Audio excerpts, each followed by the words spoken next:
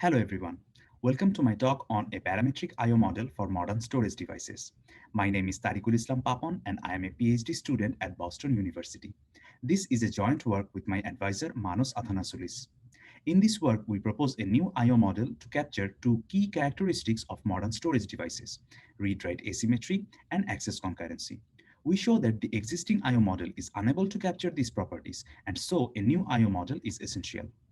One of the most common phrases of Sigma papers today is that we have an algorithm or a data structure X which has a performance which is a function of n, where n is the number of data pages on the disk. The reason behind this is the memory hierarchy, where secondary storage devices lie at the bottom because of their slowness. In our computing system, CPU, registers, and along with different level of cache are the fastest component. Next in line is the main memory. Then there are SSDs, and finally we have hard disks. Together, all of this creates the memory hierarchy. As we move deeper into the hierarchy, we have larger but slower devices. One common assumption is that between levels we can do only one access at a time, and in a level both reads and writes have the same cost. The traditional I/O model consists of a two-level memory hierarchy with a small, fast internal memory of fixed size and a large, slow external memory of unbounded size. To perform any computation of data, it needs to be brought back into the internal memory. The model considers that you can perform only one I/O at a time to the external memory. Another fundamental assumption is that the cost of accessing the external memory is significantly higher than accessing the internal memory, which is a reasonable assumption. In this simple model, accessing memory has zero cost while storage access has unit cost. As a result, the performance of a data-intensive application can be approximated using the total number of reads and writes to the disk. In other words, by measuring the number of disk accesses. This I/O model makes two outdated assumptions. On one hand, it assumes that we can have symmetric read and write performance, and on the other hand, it assumes that we can do only one I/O at a time. The reason behind this assumption is that the I/O model was developed for traditional hard disks for which these assumptions are in fact true. The mechanical movement of disk allows symmetric performance for reads and writes, plus the mechanical parts do not allow hard disks to perform concurrent requests. Rather, disk accesses happen serially. So for hard disks, both the assumptions are in fact true. The dominance of hard disks as storage has made this model a very popular choice for a I/O model. However, hard disks have stopped evolving. To quote the Turing Award winner Jim Gray, tape is dead, disk is tape, flash is disk. This means that hard disks are increasingly becoming archival storage while SSDs are taking the spot of disk as storage devices. This is because hard disks have the slowest increase in performance compared to main memory or CPU. For example, a hard disk in 1980 took approximately 1 minute to read sequentially, whereas now it takes about 9 hours to read sequentially. The reason behind this trend lie in the physical limitations of hard disks, where the moving parts put a hard constraint on how fast data can be accessed. As a result, hard disks are moving deeper in the memory hierarchy, and new storage devices like SSDs are becoming very popular. Now let's move our discussion to these modern storage devices and see how they perform. The major difference from hard disks is that SSDs do not have any mechanical component. This allows for faster data access, higher chip density, and lower energy consumption. We have different kinds of SSDs based on the interface and technology. Most off-the-shelf SSDs use the traditional SATA interface, while modern SSDs use the PCIe interface. Optane SSDs are the newest edition, which uses the 3D Xpoint technology under the hood. Essentially, the Optane devices belong to a class called the non-volatile memory, or NVM. Now let's challenge the assumptions of the traditional I/O model and their applicability to these modern devices. None of the assumptions actually hold true for these devices. Instead of symmetric read-write, we have read-write asymmetry, that is, writes are slower than reads. And instead of one I/O at a time, we have concurrency, that is, these devices can serve multiple I/Os concurrently. The traditional I/O model cannot capture these properties. So how should the I/O model be adapted? We propose the parametric I/O model, or PIO, that parameterizes read-write asymmetry and concurrency. PIO ensures that the device properties are taken into consideration, which in turn enables optimal device utilization. Formally, PIO assumes a small fast main memory of size m and a large slow external memory of unbounded size that has a read-write asymmetry alpha and access concurrency k. PIO can also differentiate between the read concurrency and the write concurrency. We now briefly discuss these properties, why they exist, and their implication on performance.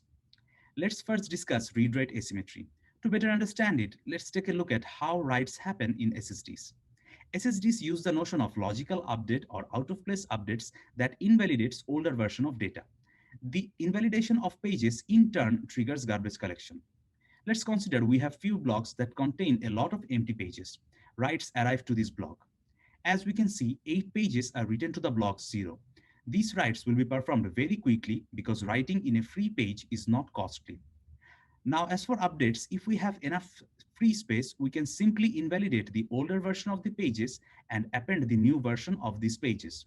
For example, here, 4 page updates cause 4 invalidations and the new versions are written in the same block.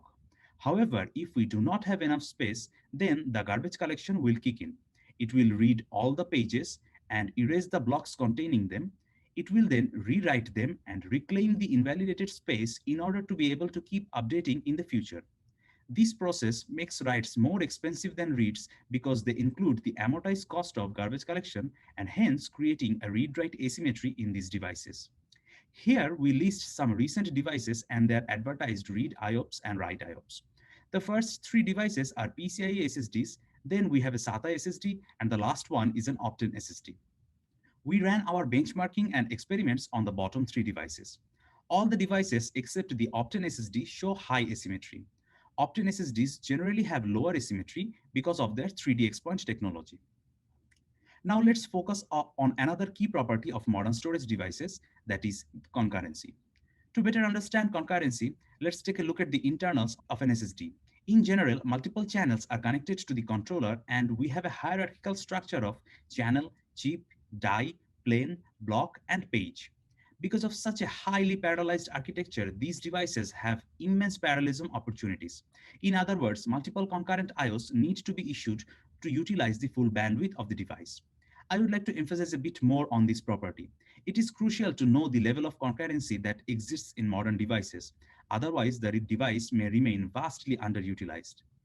So now we discuss how to quantify read-write asymmetry and concurrency. We follow a carefully designed benchmarking procedure to measure the asymmetry and concurrency of devices. We developed our own custom tool for this purpose.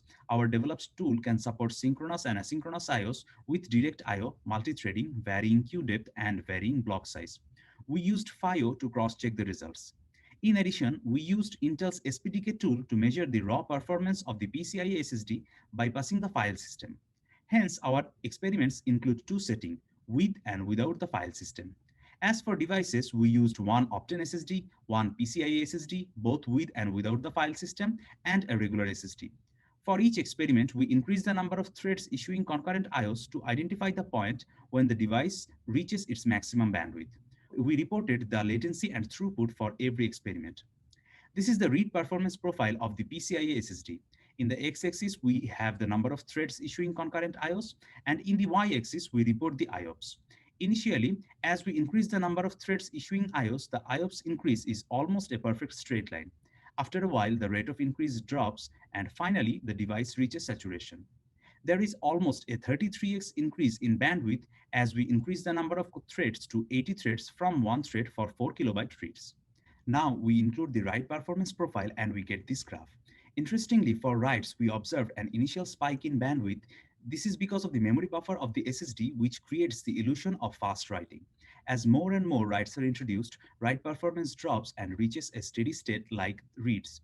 We notice that for 4 kilobyte random reads, the device has an asymmetry of 2.8 and the concurrency value is approximately 80, while for 8 kilobyte random reads, the device has an asymmetry of 1.9 and the concurrency value is approximately 40. For writes, the concurrency value is generally lower. For example, for 8 kilobyte random write, the value of concurrency is 7. So we can see that the value of asymmetry and concurrency depends on the request type as well as the access granularity. This is the performance profile of the Optane SSD, which reveals that the device has very low asymmetry and concurrency.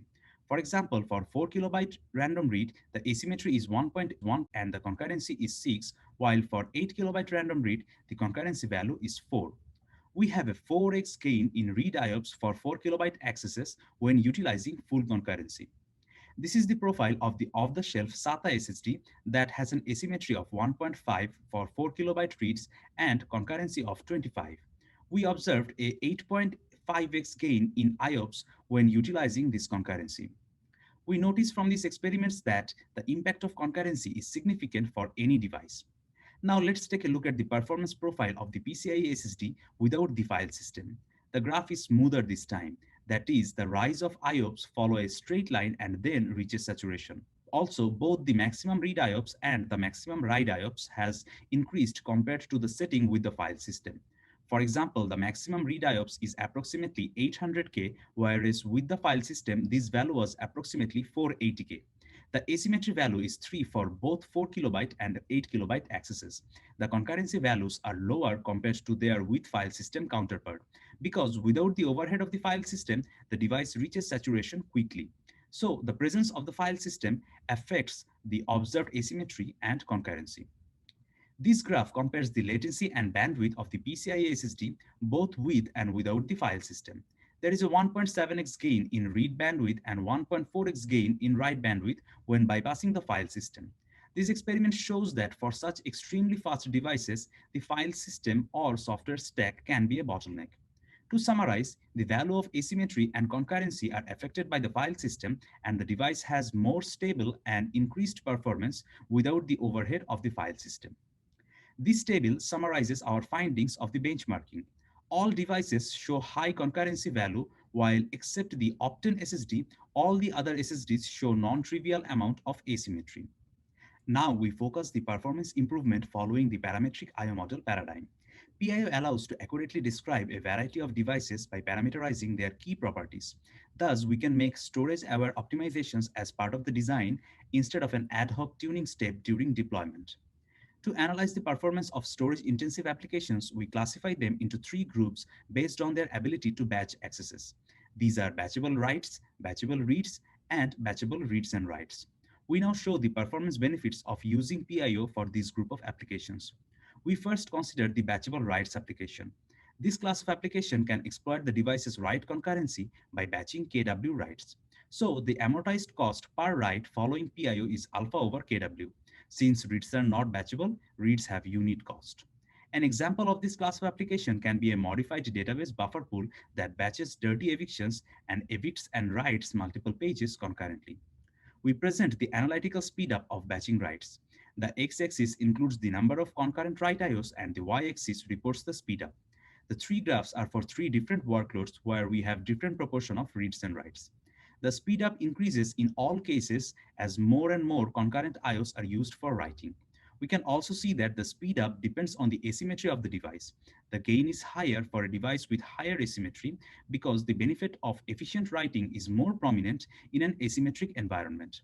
We also observe that the speedup is higher when the workload contains more writes because the gain of batched writing is more pronounced for write-intensive workloads. Next, we consider the batchable reads application. This class of applications can exploit the device's read concurrency by batching KR reads. As a result, the amortized cost per read following PIO is 1 over KR. Since writes are not batchable, writes have alpha cost. An example of this class of application can be a graph store that can traverse multiple paths concurrently. The analytical speedup for this class of applications is presented here. Like before, the speedup increases with the number of concurrent read IOs, and the speedup depends on the device asymmetry. However, this time the gain is higher for a device with lower asymmetry. This is because batching reads has smaller benefits because writes are more expensive in an asymmetric setting. The speedup is higher when the workload contains more reads, since this class of applications can only perform concurrent reading. The final class of application is batchable reads and writes. They can exploit both the device's read concurrency and write concurrency by batching KR reads and KW writes. As a result, the amortized cost per read following PIO is 1 over KR, and amortized cost per write is alpha over KW. An example of this class of application can be LSM trees, especially their compaction routine. Now we present the speedup by varying the number of concurrent read IOs and write IOs. As expected, the speedup increases with the number of concurrent IOs, and the speedup depends on the device asymmetry. We also observed that the impact of utilizing write concurrency is higher than utilizing read concurrency because writes are slower than reads. When utilizing the device concurrency, we should carefully match the capabilities of the underlying device. We implement a sample batchable writes application to demonstrate the importance of using the optimal concurrency. We ran this application on the PCIe SSD that has write concurrency of 8. We observed that the maximum speedup was obtained when the number of concurrent IOs were the same as the device concurrency. Beyond that point, the overhead of thread management slows down the overall speedup. Following our experiments and experience, we outlined several guidelines that should drive the development of new storage-aware applications. First, it is essential to know your device before using it. By knowing a device, we mean to know the asymmetry and concurrency values of the device. This can be done by a one-step benchmarking procedure. This will allow to carefully tune algorithms or data structures for the specific device. The next rule is to exploit the optimal device concurrency whenever possible. Without exploiting concurrency, the full benefit of the device cannot be attained. It is suboptimal to treat a read and write equally for a device with asymmetry. In an asymmetric environment, we should try to reduce or amortize the write cost. Finally, we should keep in mind that asymmetry controls the overall performance. To conclude, we demonstrate that modern storage devices have asymmetry and concurrency which cannot be modeled with the traditional I/O model. Hence, a new I/O model is needed, and we propose the parametric I/O model that parameterizes asymmetry and concurrency.